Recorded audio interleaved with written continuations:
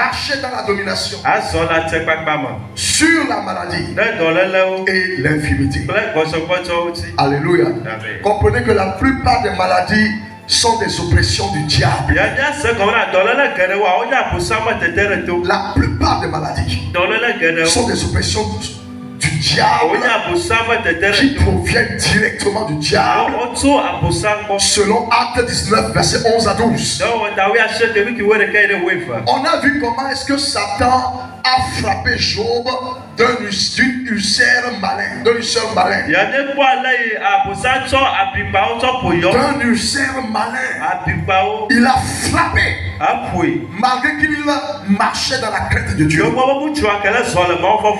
Satan l'a frappé avec une maladie. Il craignait Dieu.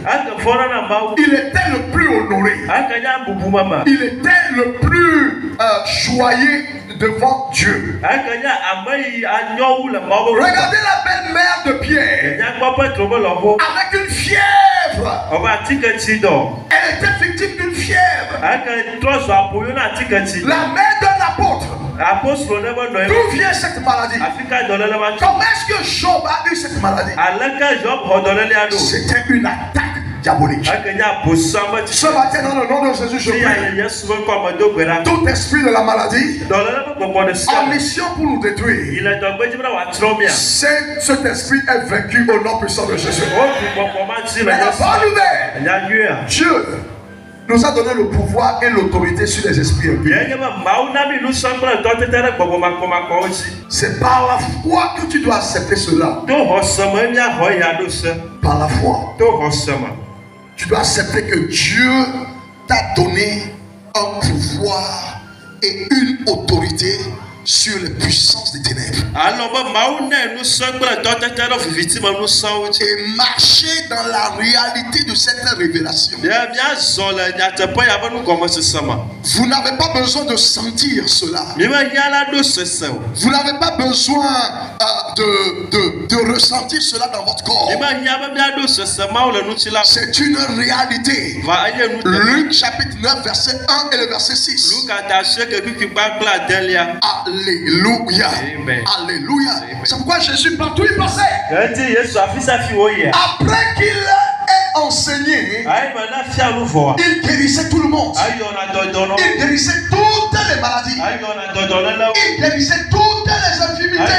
On amenait auprès de lui les démoniaques. Et la Bible déclare, il chassait tous les esprits par la parole. Il chassait les infirmités par la parole. Et il guérissait les maladies. Alléluia. Amen. Alléluia. Amen. Je prie dans le nom de Jésus, le nom qui est au-dessus de tout nom, que toute maladie en mission pour nous maintenir dans la pauvreté, ces maladies sont vaincues au nom puissant de Jésus. Mais avec quelle arme allons-nous dominer la maladie? Le nom de Jésus. Dites avec moi le nom de Jésus. Le nom de Jésus. C'est l'autorité sur laquelle nous nous appuyons pour chasser la maladie. Nous pouvons avoir la révélation de ce nom pour qu'elle opère dans nos vies. Pour qu'elle opère dans nos vies. Alléluia. Amen. Alléluia. Amen. Nous devons reconnaître que ce nom est porteur d'autorité. Ce nom est porteur de puissance. C'est un nom qui ne rate pas sa cible. Mais vous savez, tu ne peux pas utiliser ce nom lorsque tu n'as pas une bonne relation avec la personne de Jésus. Le nom là répond dans la vie de ceux qui marchent dans l'alliance. Ceux qui ont conformé leur vie à la parole de Dieu. Quelqu'un qui est dehors, une prostituée, quelqu'un qui vit dans la débauche, peut-il appeler ce nom et que ce nom réponde dans sa vie? Ça peut pas aller. En quel cas ce nom n'a pas de valeur. Donc le premier La première chose à faire, c'est de marcher dans l'obéissance de sa parole. Dieu a dit dans Philippiens chapitre 2, à partir du verset 8, que Jésus s'est humilié et il s'est soumis à Dieu. Et Dieu lui a donné le nom qui est au-dessus de tout nom. Donc d'abord, pour avoir ce nom-là, il a marché dans l'obéissance. Pour avoir ce nom-là, il a conformé sa vie à la parole de Dieu. Donc pour que vous et moi nous utilisions ce nom, pour que ce nom produise dans nos vies, nous devons nous soumettre à la parole de Dieu. Tu dois vivre une vie qui plaise à Dieu. Tu dois vivre en paix avec tout le monde. Tu dois marcher dans l'amour. Mais attendez, quand on dit marcher dans l'amour, cela ne veut pas dire qu'il ne faut pas réprimander. Alléluia. Alléluia. Alléluia. Alléluia. Être en paix avec tout le monde. Que l'ennemi, que Dieu ne trouve pas ce qui est du monde dans ta vie. Quand il y a quelque chose du monde dans ta vie, le nom là ne va pas répondre pour toi. Chaque fois qu'il y a quelque chose du monde dans ta vie, ce nom ne va pas répondre. Un jour, si vous pouvez écouter, Paul et Pierre, ils étaient à la porte appelée la Belle. Et il y avait un mendiant là qui est là pour mendier. Et Pierre a dit, je n'ai ni argent ni or, mais au nom de Jésus, lève-toi et marche. Au nom de Jésus. S'il vous plaît, quand vous lisez ce passage, vous allez comprendre que la solution à nos problèmes, ce n'est pas l'argent, c'est le nom de Jésus. Il y a plusieurs situations que l'argent ne peut pas répondre. On n'a ni argent, on n'a ni or, mais au nom de Jésus, il pense que sa situation devait demeurer la même. Il pense que c'est en ayant l'argent qu'il allait sortir des problèmes.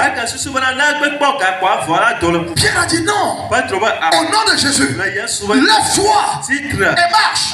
Ce matin je prie, je déclare sur la vie de quelqu'un, au nom de Jésus, lève-toi, va prospérer.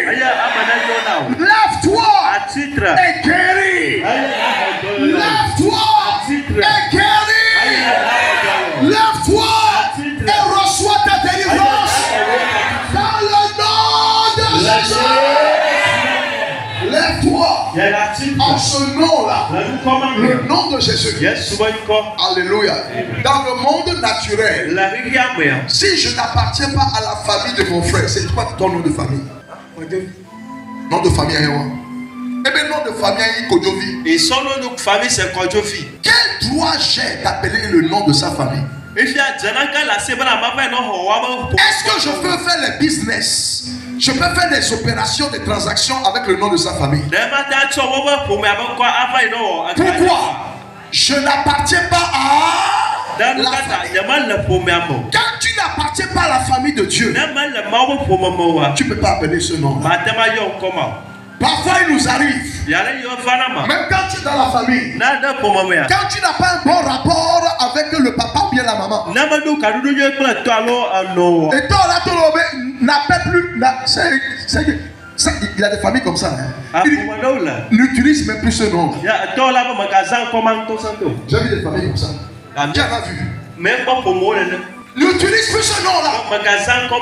Et vous accordez avec moi la manière dont le papa, le chef de famille, marche dans la famille va déterminer la qualité du nom. Qui est d'accord avec moi?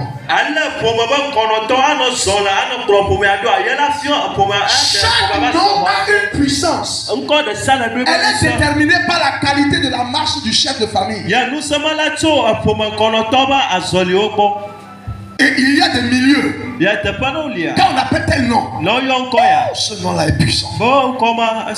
On respecte ce nom-là. On honore ce nom-là. Pourquoi?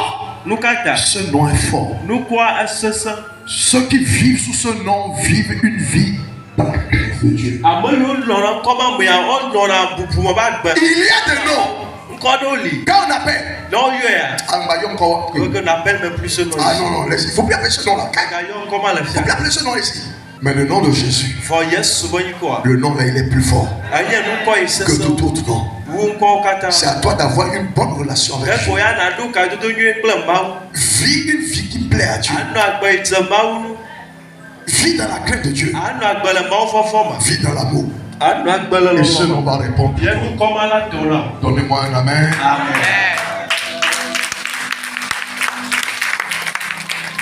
Pour que ce nom-là marche dans ta vie, tu dois avoir foi en ce nom. Tu dois avoir foi en ce nom. Actes chapitre 3 verset 16. C'est par la foi en son nom que son nom a raffermi celui que vous voyez. Il faut avoir foi en ce nom. Praise the Lord. Alléluia. Quand nous évoquons ce nom, les bénédictions de Dieu se répandent sur nos vies. Je prie et je déclare que ce matin, dans le nom de Jésus, ce nom va combattre tous les maux dans ta vie au nom de Jésus. Donne-moi un meilleur amen. Quand tu te oins au nom de Jésus, quand tu oins tes enfants au nom de Jésus, ce n'est pas l'huile qui, s'il vous plaît, écoutez-moi bien. Ce n'est pas l'huile qui fait quelque chose. C'est le nom qui soutient ce que tu fais là. Au nom de Jésus, tu oins tes enfants. C'est ce nom-là qui va amener la guérison. L'huile n'est qu'un point de contact pour libérer la puissance de Dieu. Mais c'est le nom-là qui va agir. C'est pourquoi ne vous oignez jamais ou ne oignez jamais vos enfants sans avoir, sans que vous ne l'ayez fait au nom de Jésus. Reçois l'onction de la préservation. Cette semaine, je pense que c'était le lundi ou bien le mardi, avant que je ne voyage, tout le monde est allé au lit. Je suis sorti avec ma bouteille d'huile d'onction. Au nom de Jésus. C'était entre 23h30. Au nom de Jésus. Je prends ma maison. Je déclare la domination. Je domine sur les esprits dans le quartier. Je déclare qu'il n'y aura pas de malheur dans ma famille. Au nom de Jésus. Je le fais au nom de Jésus. Ce n'est pas lui qui va faire quelque chose. C'est le nom là que j'ai appelé. C'est ce nom là qui va agir. Apprenez à oindre votre environnement de temps à autre. N'attends pas de venir à l'église. N'attends pas que le pasteur mette sa main sur toi. Tu es un enfant de Dieu. Tu as l'esprit de Dieu. Tu as Jésus avec toi. Tu crois en Jésus. Tu crois en ce nom-là. Alléluia. Alléluia. Tu veux que amener la vague beau. La Dieu 100 000. À savoir. Ça c'est quelle histoire. Et beaucoup croient dans ça. Alors que tu as Jésus. Alors que tu as Jésus. Poussez avec moi Jésus. Assez, c'est assez. Aucune situation diabolique n'est permis de rester au-delà d'un temps dans nos vies.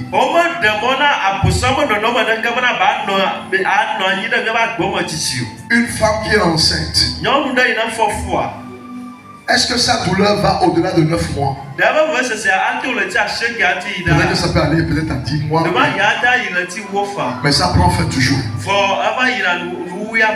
Quand elle est prête à aller dans la chambre, en fait, dans la salle pour accoucher. Elle passe des moments de douleur pendant un certain temps. Pas une semaine, pas un mois, pas une année, pas dans des douleurs. Ce que nous traversons est pour un temps. Dis avec moi pour un temps.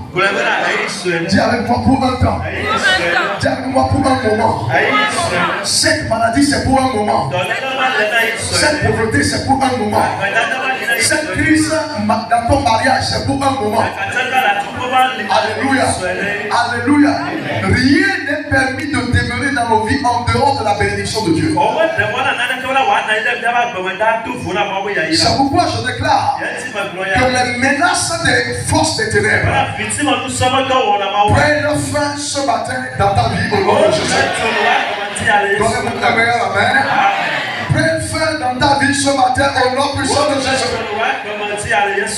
Souffrir au-delà d'un jour, d'un moment, ou d'un instant, est contraire à nos droits dans la rédemption. Praise the Lord. Dieu nous exauce au temps favorable. 1 Pierre chapitre 5 verset 10. Le Dieu de toute grâce qui vous a appelé en Jésus-Christ à sa gloire éternelle, après que vous aurez souffert un peu de temps. Dites avec moi un peu de temps. Dites avec moi un peu de temps. Un peu de temps. Vous perfectionnera lui-même. Vous affermira. Vous fortifiera. Et vous rendra inébranlable. 2 Corinthiens chapitre 4 verset 17. 2 Corinthiens chapitre 4 verset 17. Car nos légères afflictions du moment présent produisent pour nous au-delà de toute mesure. 2 Corinthiens chapitre 4 verset 17.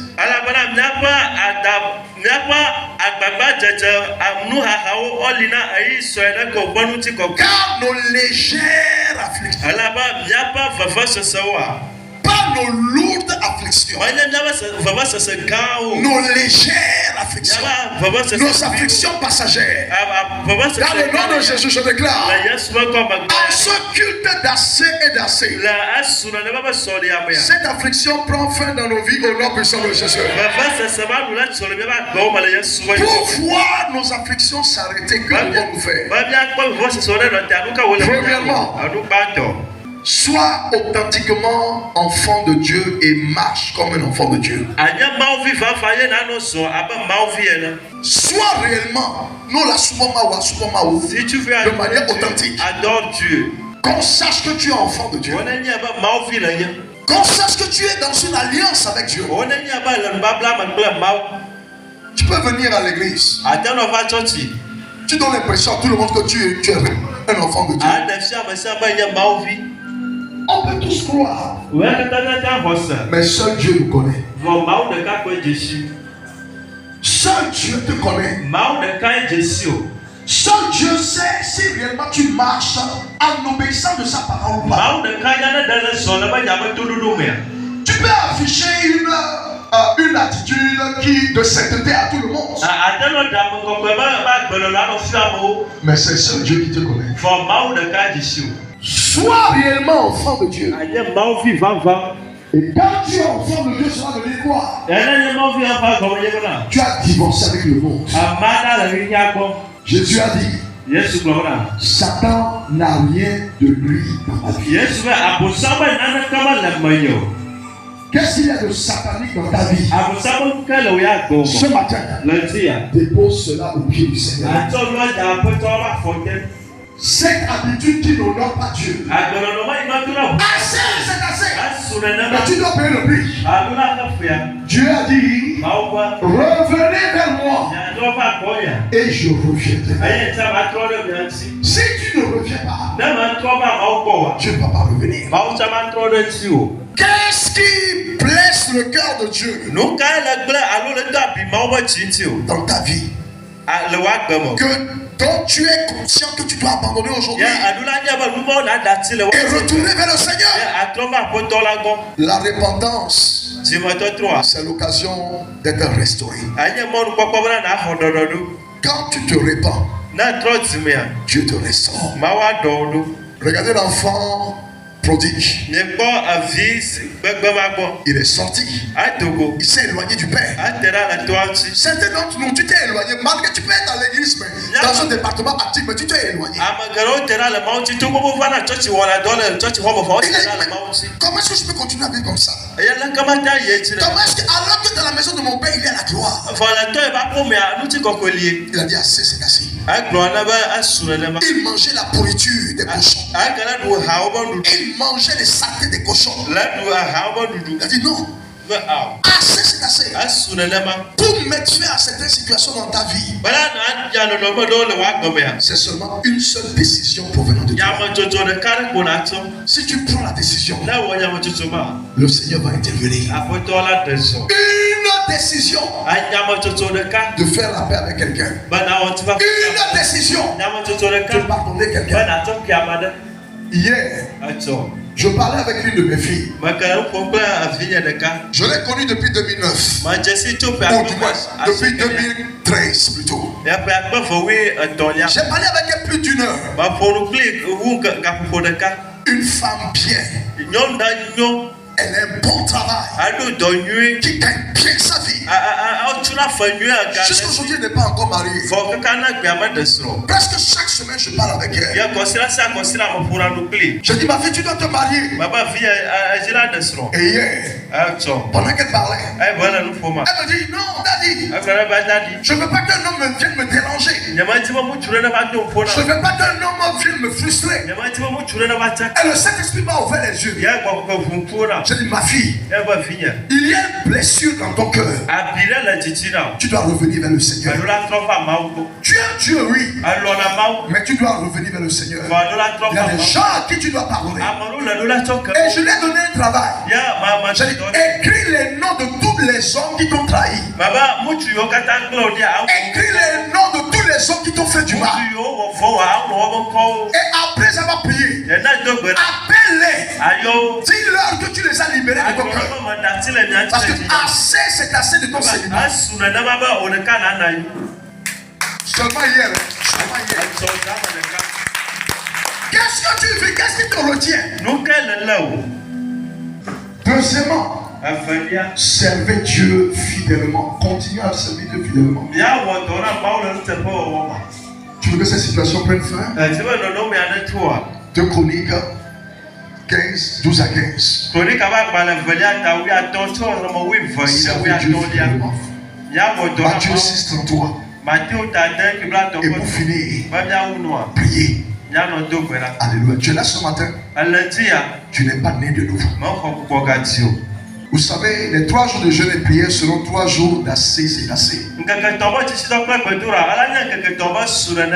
lesquels nous allons prier. On va vraiment prier.